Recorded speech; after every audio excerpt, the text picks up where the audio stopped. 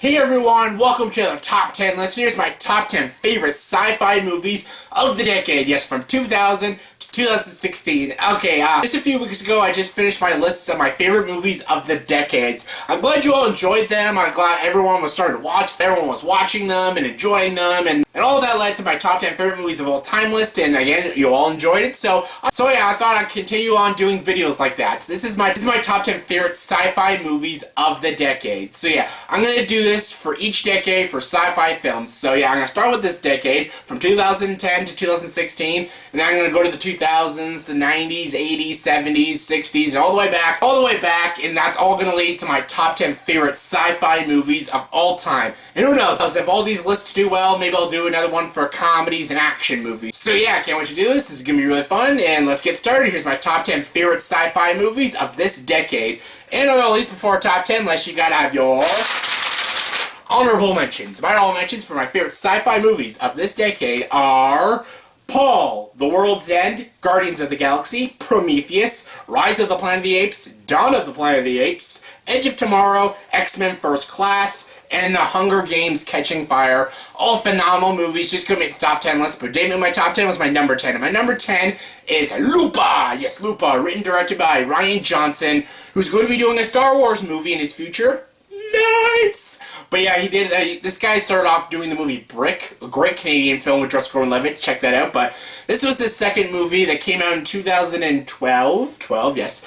I loved this movie. This movie was fantastic. It's a great neo-noir sci-fi thriller about time travel. Some of the time travel elements don't always work, but this movie is amazing. Joseph Gordon-Levitt's great, Bruce Willis is great, Jeff Daniels is really good, that little kid's really good, Emily Blunt's really good. Everyone just kills in this movie.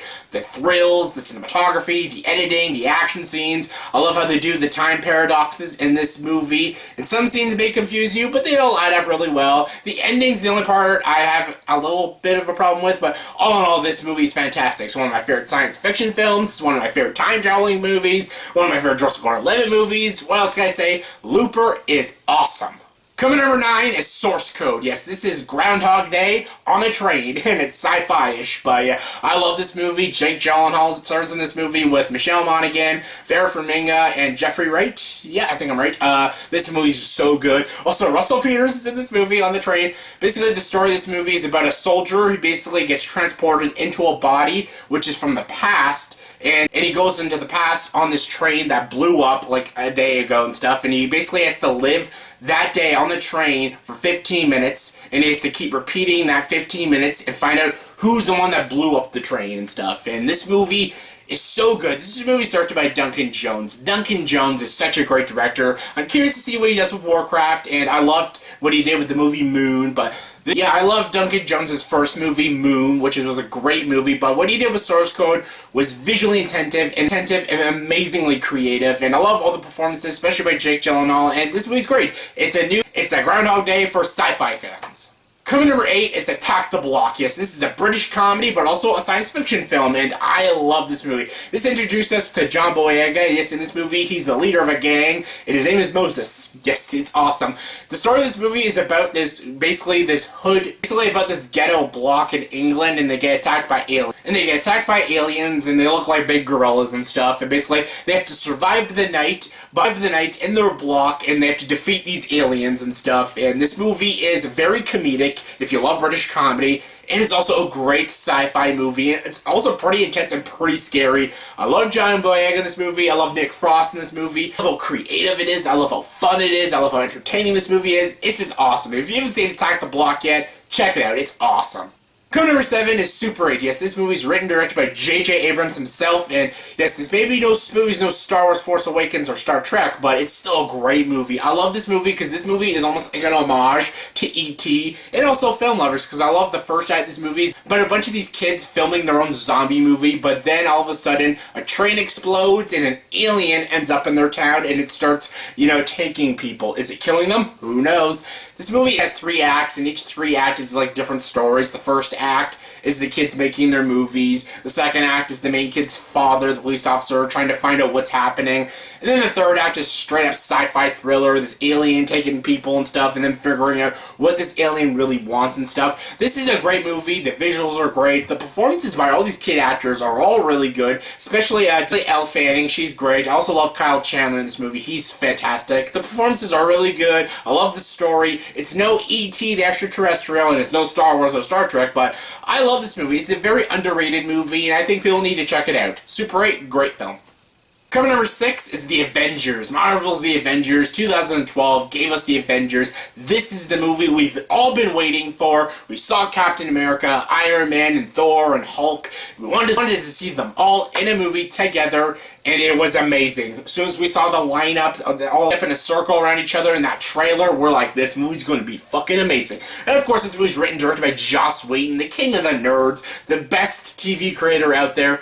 I loved The Avengers. It was so good. Some people are now calling it overrated and stuff. It's not. It's not. Avengers is amazing. It's one of the best blockbusters we got. It's so freaking good. It made $1 billion for a reason because it's fun, entertaining, and it's awesome. It's one of my favorite superhero movies, and it's one of the best sci-fi movies out there of this decade, at least, and it's so good. Downey Jr., Chris Evans, Chris Hemsworth, Mark Ruffalo. Yeah, he replaced Norton and did a better job. Scarlett Johansson, Jeremy Renner, Tom Hiddleston, Clark Gregg, Samuel Jackson, Kobe Smulders. Everyone's great in this movie. The action's great, the comedy's great, the snappy dialogue's great, how it's directed, how it's executed, it's all fantastic. The action scenes are beyond top-notch, and it's The Avengers. I love Avengers Age of Ultron, but this is better. I like Avengers. Coming number 5 is Her. Yes, Her is such a good movie. This movie is written and directed by Spike Jonze, and I love Spike Jonze. Whether it's adaptation or Her or whatever, I love Spike Jonze. He's such a good director, and he's a phenomenal writer. Thank God he won the original screenplay for this movie. I love this movie. Yes, it's a story about a man falling in love with an operating system, but it's awesome. It's a beautiful romance. It's probably one of my favorite couples in movies. Yes, Theodore and Samantha from this movie is fantastic. Scarlett Johansson, once again, yeah. She only plays a voice in this movie, but she's so compelling, so riveting. And you yourself fall in love with this voice. You fall in love with this OS. You understand why Theodore loves this machine so much. She's just goddamn charming, just so likable. And Theodore, he's a quirky and weird guy, but he's so likable. Joaquin Phoenix does such a good job playing this role and the chemistry between these two. And it's a man and an operating system, but it just works. How it's written and directed. This movie is fucking amazing. I love this movie. It's darkly funny. It's very creative. It's so freaking original. I love it. I even love the supporting cast like Chris Pratt, Amy Adams, Rooney Mara. They're all in it. Everyone's great. Her is a movie I hope stands the test of time and becomes like one of the top 100 greatest movies of all time, because this movie is just so good. Coming number 4 is Gravity. Yes, Gravity is such a good movie. This is written and directed and produced by Alfonso Cuarón. Yes, some people don't like this movie because it's just in space and that's it. It's just about a girl astronaut trying to survive in space and get back down to Earth. Honestly, that's so awesome. This movie is like a sci-fi thrill ride, and it's so good. I saw this movie in 3D when it first came out, and that is the way to see it. This movie is made to see in IMAX 3D. It looks amazing. You feel like you're in space with Sandra Bullock and George Clooney. I love this movie. I love its cinematography, amazing special effects, and performances. George Clooney's great. Sandra Bullock's great. I love Alfonso Cuarón directed this movie. I love his direction. I love its writing, even though it's kind of cheesy at times, but it's the dialogue really right. They actually sound like real astronauts, and that's really hard to do, to make Sandra Bullock sound like a real astronaut, but she is so solid in this movie. The third act is very intense. I love the score to this movie too. The production looks great. Everything about this movie is great. I love feeling like I'm in space and I feel like I'm floating with these two characters, and I love it. It's a sci-fi thriller, right? Yes, it's 90 minutes in space, but it's 90 minutes of awesomeness. Coming number 3 is The Martian. Yes, this was my second favorite movie of last year, and for good reason. This movie's amazing. This is one of Ridley Scott's best movies. It's no Blade Runner or Alien, but this is one of his best movies. An amazing screenplay by Drew Goddard, and amazing performances by this entire cast. Matt Damon, Jeff Daniels, Kristen Wiig, Donald Glover, Kate Mara, Jessica Chastain, Sebastian Stan, then some. Just the cast in this movie, everyone just gives a great performance. Chiwetel Ejiofor is also in this, he's great too, but everyone is great, and I love this movie. It's about a man trying to survive on Mars. He's trying to survive on a planet where there is no human life and there's not even oxygen for him to breathe, so he has to make his own oxygen in his space station and make his own food. And he makes it out of shit and potatoes, and it's fucking intense. This movie is like Castaway meets Apollo 13, but the comedies of a Joss Whedon movie, because Matt Damon is fantastic. He Academy Award nomination, well deserved. He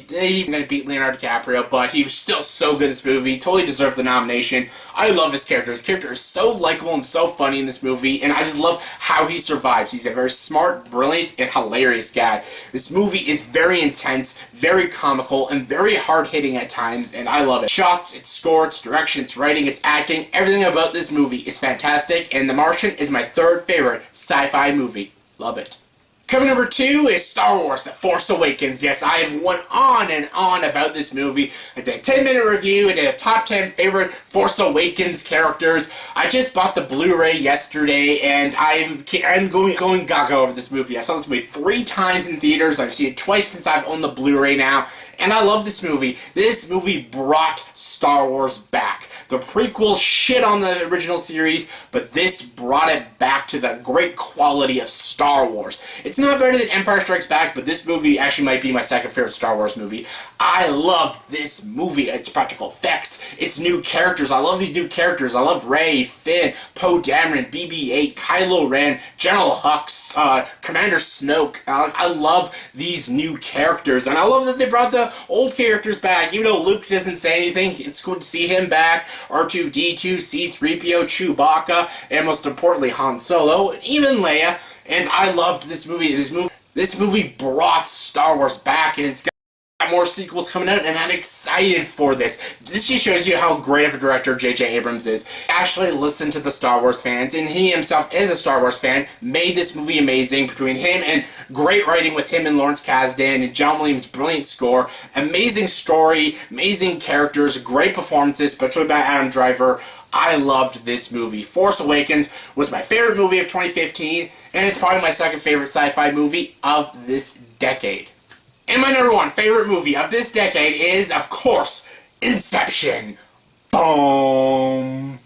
Inception is a great movie. Leonardo DiCaprio, Ellen Page, Joseph Gordon-Levitt, Tom Hardy, Ken Watanabe. Everyone is phenomenal in this movie. This movie, okay, oh my god, everybody knows Inception, about these extractors going into people's dreams, and basically they have to pull off a job off for Ken Watanabe's character, and they have to inception someone's mind, and they have to keep going down and down, down deep into his mind and inception him. And inception means planting an idea.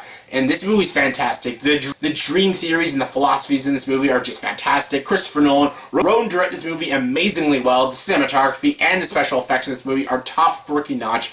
I love this movie. This is the reason why I love Christopher Nolan so much. This is probably one of my favorite Christopher Nolan movies, that and The Dark Knight. And this was my favorite movie of the decade, so of course it's my favorite sci-fi movie of this decade. So yeah, that's my top 10 personal favorite sci-fi movies of this decade. So yeah, in the comment section below, please tell me, did you agree with this list? If not, give me your top 10 favorite sci-fi movies of this decade. That's 2010 to 2016. So yeah, comment below and let me know. And as always, if you like this video, please like and subscribe to this channel and join the dark side.